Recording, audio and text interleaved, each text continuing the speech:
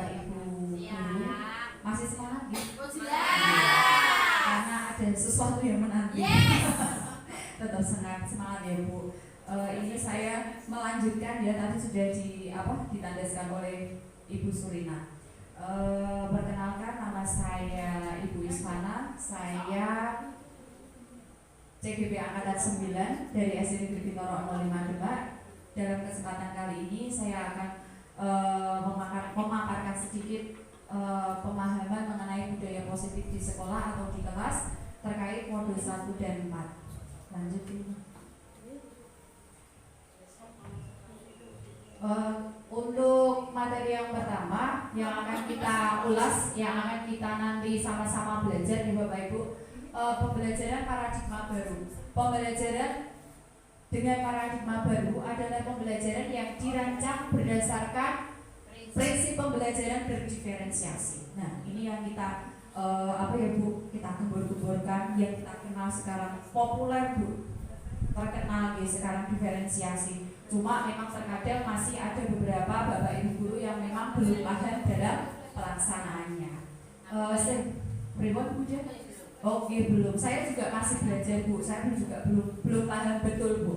Kemudian sehingga peserta didik belajar sesuai kebutuhannya berdasarkan tahap perkembangan teori psikologi modern untuk mewujudkan profil pelajar Pancasila. Nah, tentunya adanya diferensiasi ini harapannya kebutuhan murid benar-benar bisa teratasi. Jadi kita tidak hanya mengajar materi habis, tetapi kita tidak memperhatikan apakah tujuan pembelajaran kita itu benar-benar bisa dilakukan secara maksimal, apakah sudah dicapai anak dengan maksimal. Kemudian miskonsepsi tentang teori kontrol. Nah, ini tadi teori kontrol di sini berarti ini ada gambar itu ya Bu, orang digembok, dalam arti dia itu dikontrol oleh orang lain. Nah, ini orang lain di sini adalah antara kita sebagai guru dengan siswa. Jadi ada beberapa miskonsepsi menurut teori kontrol, yaitu kalau guru itu punya ilusi bisa mengontrol murid. Nah, padahal setiap murid tadi punya apa Bu? Punya motivasi sendiri, dia punya tujuan sendiri, punya alasan sendiri yang harus kita gali, harus kita layani, dan harus kita ajak share Bu. Jadi anak itu supaya share ya Bu. Jadi supaya anak itu benar-benar bisa menyampaikan curahan hatinya. Pernah ya Bu Ati nate ini Bu, pada posisi kalau kita itu mengontrol murid, mungkin kita semua sebetulnya iya Bu dalam posisi itu. Ilusi guru mengontrol murid, pasti iya ya Bu, di sini kita mengalami posisi itu semua. Jadi kita itu benar-benar mengontrol murid, termasuk mengkondisikan anak di dalam kelas. Dia itu masih keliling kelas, masih sibuk dengan dunianya, padahal itu sudah mulai jam pembelajaran. Kemudian ilusi kontrol yang kedua adalah ilusi bahwa semua penguatan positif, efektif, dan bermanfaat. Kemudian ilusi yang ketiga bahwa kritik dan membuat rasa bersalah mampu menguatkan karakter. Kemudian ilusi yang keempat bahwa orang dewasa berhak memaksa. Nah, ini loh Bu, orang dewasa berhak memaksa. Kita itu seolah-olah baik di rumah ataupun di sekolah, posisi ini loh Bu, itu pasti dominan sekali. Apalagi terhadap anak di rumah gitu.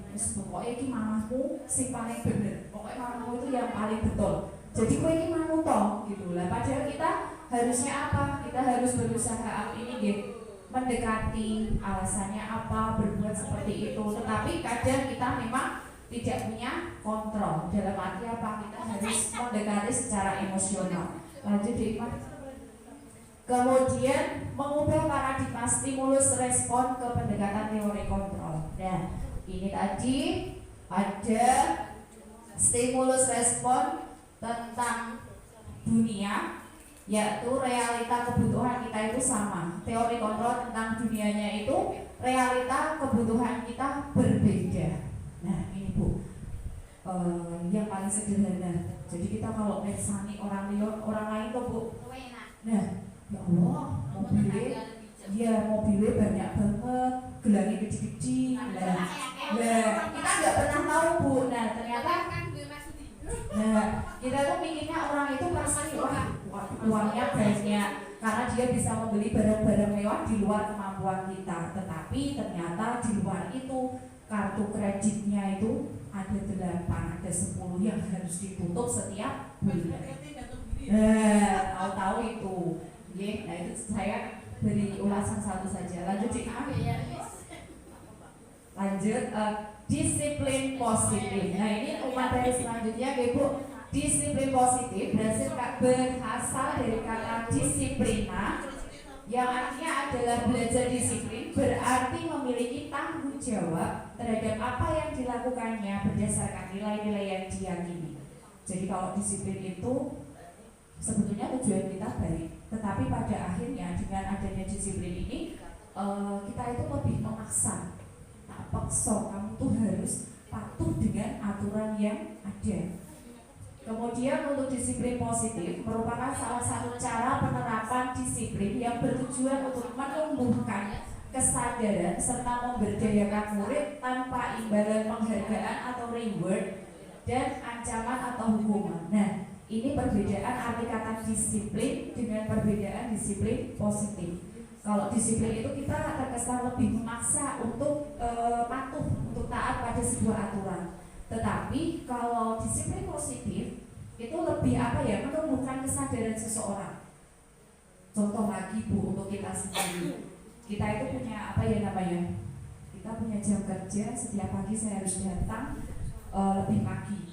Itu anggap seperti itu. Tetapi terkadang masih ada Bu, karena jempol, akhirnya aku harus datang lebih pagi, lebih awal. Tetapi terkadang ada juga yang sudah ini tanggung jawab saya, berarti saya harus datang lebih pagi karena memang itu sudah kewajiban yang harus kita laksanakan.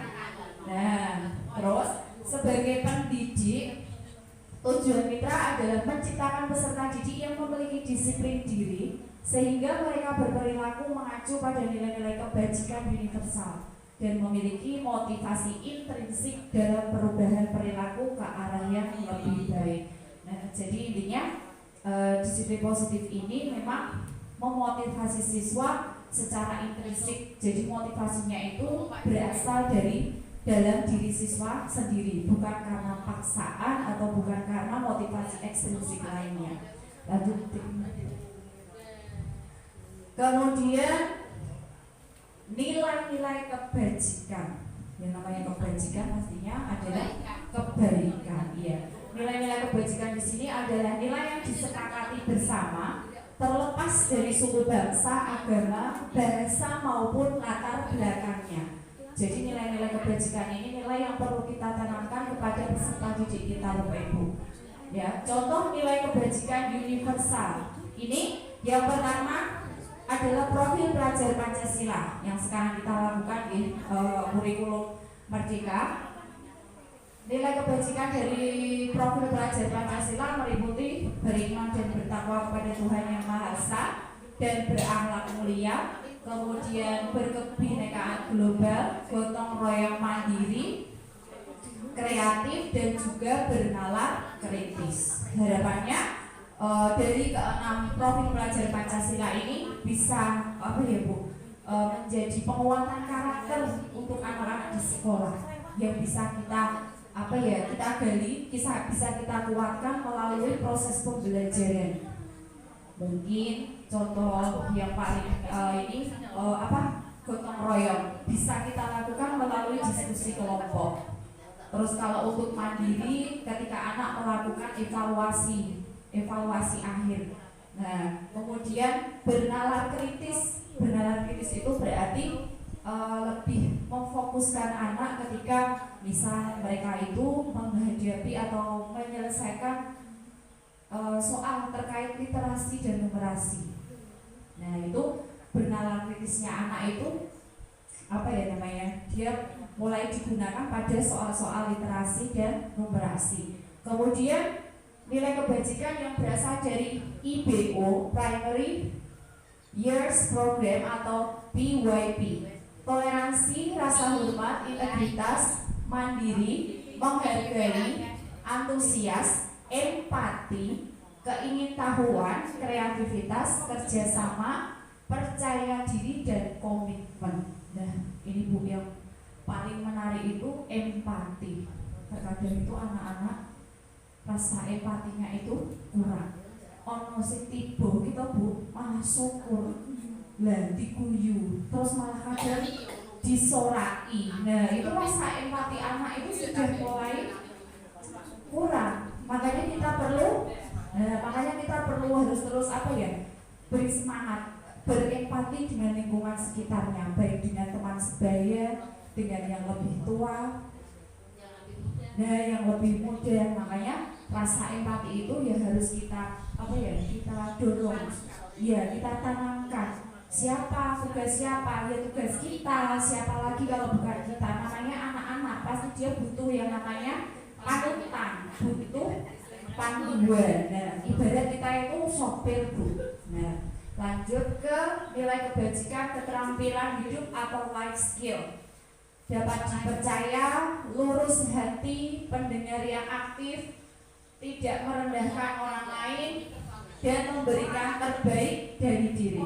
Nah, ini pendengar yang aktif, terkesan diam tetapi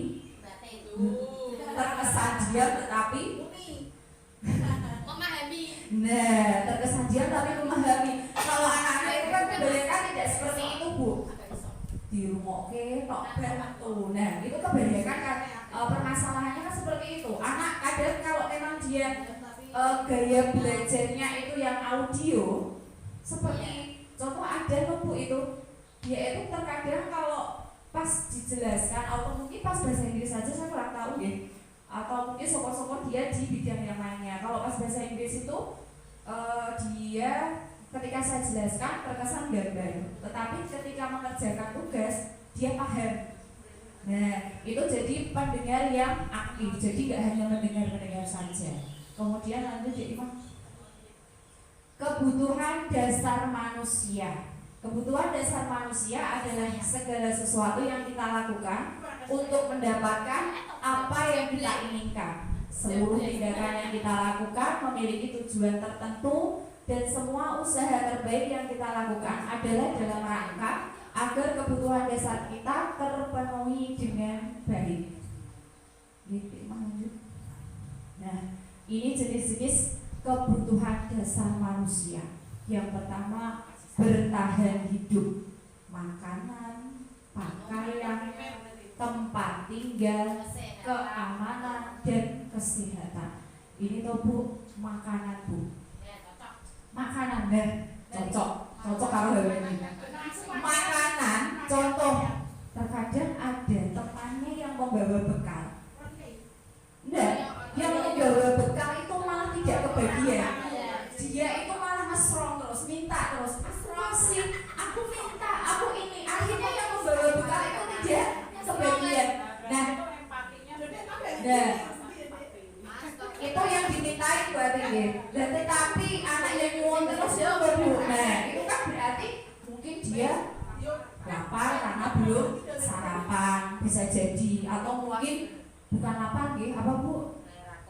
Nah, itu Bu. Nah, dalam tanda kutip. Nah, makanya kebutuhan anak itu memang perlu dipenuhi, ya. Kemudian kasih sayang dan rasa diterima. Rasa diterima, dipedulikan, berbagi, kemudian kerjasama menjadi bagian dalam kelompok. Nah, ini ketika anak-anak terlibat dalam sebuah diskusi kelompok. Nah, jadi salah mental. Kemudian ini contohnya adalah ketika anak terlibat dalam diskusi kelompok. Nah, mereka itu perlu pengakuan, Mereka itu butuh disayangi dengan teman sekelompoknya. Atau itu yang itu Bu, berarti yang rasa dipedulikan. Ada nih berarti di kelasnya mungkin bisa cerita Bu. Oh iya, ada nih, ada siswa yang memang perlu dipedulikan, perlu diperhatikan. Jadi di rumah itu tidak cukup baginya Bu, mungkin dia baru mendapatkan kapasitas 65%, 35%-nya dia cari di sekolahan, atau bahkan mungkin di tempat yang lain, di tempat bermain, atau mungkin di tempat temannya, atau di mana lagi kita tidak tahu.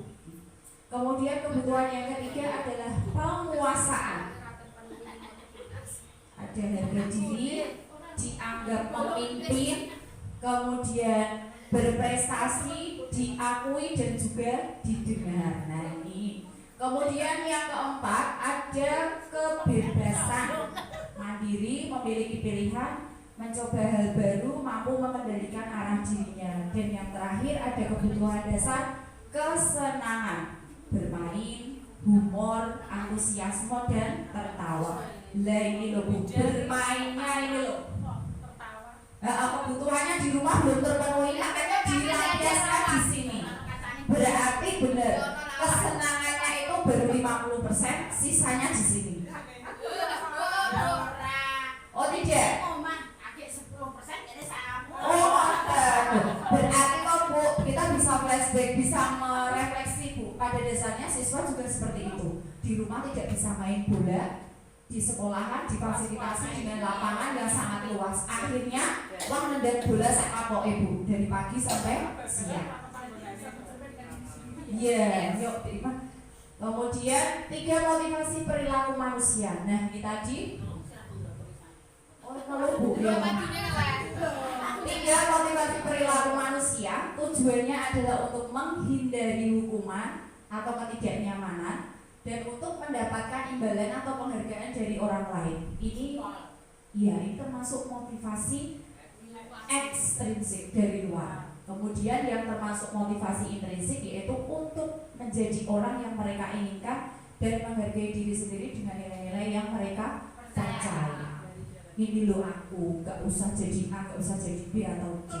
Nah, diwasan, aku kepengen koyok kayak bendetok sugih, aku kepengen bendetok wah jebulane.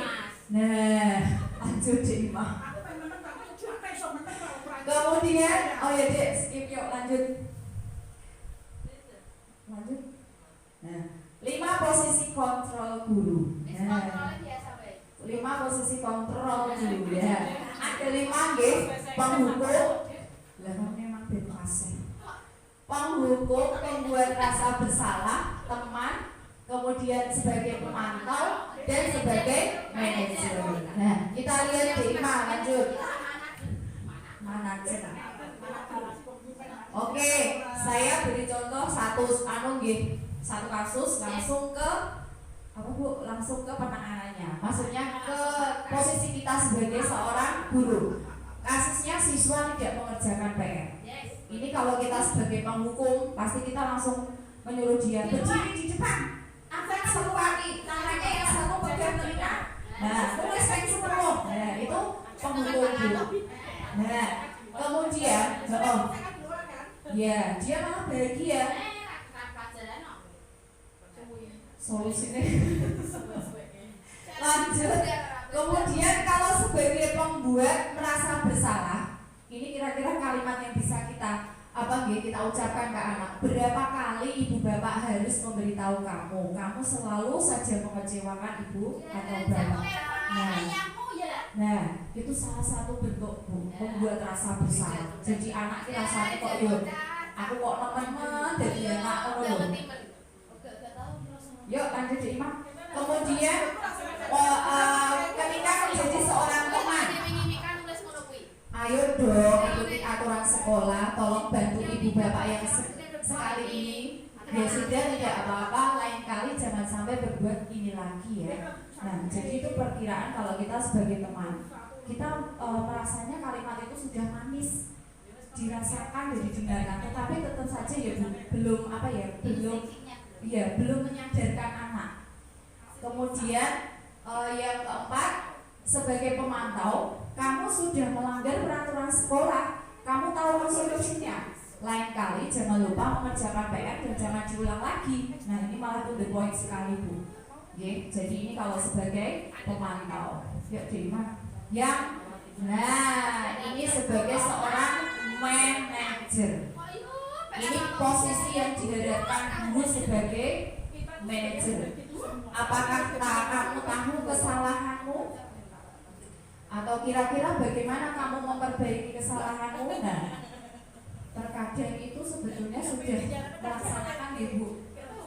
Posisi kontrol ini kita sudah melaksanakan semua gitu, tetapi tidak tersadar bahwasanya kita sudah melampaui atau melakukan 5 posisi kontrol tersebut. Oke, lanjut Cik Ima. Keyakinan kelas. Mengapa keyakinan kelas kok tidak peraturan kelas? Yuk, next. Nah, pembentukan keyakinan kelas itu dengan ketentuan 1 bersifat abstrak, kemudian apa? Berupa pernyataan universal, dibuat dalam pernyataan yang positif, kemudian sedikit saja agar mudah diingat, tidak terlalu panjang kalimatnya, dan anak juga apa yang mengingat terus kepanjangan tadi itu keyakinanku apa mau jajane. Terus sesuai dengan kondisi kelas dan sekolah sehingga mudah diterapkan. Semua warga sekolah atau warga kelas dilibatkan saat membuat keyakinan kelas. Jadi kalau kita di dalam kelas itu kita mau membuat kesepakatan, kita libatkan anak-anak itu. Ini memang agak sulitnya ketika memang ada di kelas rendah. Ketika ditanya kesepakatan kelas itu, ya bisa, tapi tunggu isinya itu kalimatnya jangan membuang sampah sembarangan, jangan bermain di pintu, jangan bermain di jendela. Ya, bahasanya memang apa? Itu kan kalimat budaya. Tetapi yang disebutkan kan namanya anak kecil itu kan aktualisasinya kan seperti itu. Jadi jangan bermain di bawah meja, ngoten Bu. Nah itu kelas 1, jadi kita harus benar-benar bisa apa menggiring anak. Lanjut deh Pak. Oh, iya, kasus mimpi. Segitiga restitusi. Nah ini tanggapannya ketika kita sebagai posisi guru sebagai tadi ya Bu, ada manajer itu tadi, kita harus melampaui 3 tahapan ini Bu, yaitu suatu proses dialog yang dijalankan oleh guru agar dapat menghasilkan murid yang mandiri dan bertanggung jawab. Jadi harapannya dari melalui segitiga restitusi ini, anak itu bisa bertanggung dan juga bisa menjawab, buat nanggung tok. Lanjut deh. Nah ini tahapannya yang pertama, menstabilkan identitas. Jadi ketika mereka berbuat kesalahan atau melanggar kesepakatan kelas, ini beberapa kalimat yang bisa kita bisa kita dekati, kita bisa ucapkan kepada mereka. Nah contohnya ini saya ambil 1, ibu atau bapak tidak mau mencari siapa yang salah, tapi bapak atau ibu ingin mencari solusi dari permasalahan ini. Mungkin ini kalau kelas tinggi, mana sudah mulai paham dengan kalimat ini. Tetapi ketika kelas rendah, dia paling guru kuki ngomong opo, berarti kita bisa ganti dengan kalimat yang lebih sederhana. Ya, berbuat salah itu wajar. Nek cilik itu kan. Ya Cik Imah. Tahapan yang kedua, validasi tindakan yang salah. Validasi tindakan yang salah ini berarti berdasarkan prinsip setiap perilaku itu berupaya memenuhi suatu kebutuhan tertentu. Contoh yang bisa kita lakukan Bu ini, kamu patut bangga karena telah melindungi sesuatu yang penting buatmu. Nah kemudian kamu pasti punya alasan mengapa melakukan hal itu. Nah ini Bu, mungkin tadi ada salah satu murid kita tadi sampai dia minta bekal temennya terus tadi tuh Bu, kita mungkin bisa tanya, kamu pasti punya alasan mengapa melakukan itu. Saya belum sarapan Bu, saya belum dikasih uang saku Bu, atau entah apalah, nanti kita bisa gali alasan-alasan anak-anak itu. Kemudian langkah yang ketiga Cik Imah, menanyakan keyakinan. Nah ini kita merefleksi dari keyakinan kelas yang sudah disepakati oleh guru dan siswa. Jadi setelah ditanya kamu tuh sudah berbuat apa, alasannya apa, kita kembalikan lagi ke refleksi kesepakatan yang sudah kita, keyakinan yang sudah dibuat. Nah apa keyakinan kelas kita? Nah harus menghormati teman misalnya. Nah tadi kan kalau menghormati teman berarti kita tidak boleh minta terus bekal dari teman. Dan kalau tidak dihormati ya bener dientek sampai entek, nanti akhirnya orang uman. Lah kan mesake juga. Nah. Kemudian selanjutnya Dina. Oke, penutup Ibu. Dalam penerapan program disiplin positif, hendaknya guru memiliki standar kepribadian profesional dan sosial yang baik, di mana guru mampu merefleksi dirinya dalam posisi kontrol saat ini. Bagaimana perjalanan dirinya sebagai among atau manajer yang menuntut murid-muridnya menjadi insan yang mandiri, merdeka, dan bertanggung jawab sesuai standar pendidikan nasional. Nah, harapannya setelah kita ya Bu, dari budaya positif tadi yang ada, kita bisa ambil pelajaran yang sangat berharga dan bisa kita aplikasikan ke dalam kehidupan sehari-hari. Yang pastinya insya Allah berdampak baik untuk peserta didik. Demikian dari saya. Mohon maaf apabila ada perkataan yang tidak berkenan. Semoga bermanfaat. Terima kasih atas kehadirannya. Wassalamualaikum warahmatullahi wabarakatuh.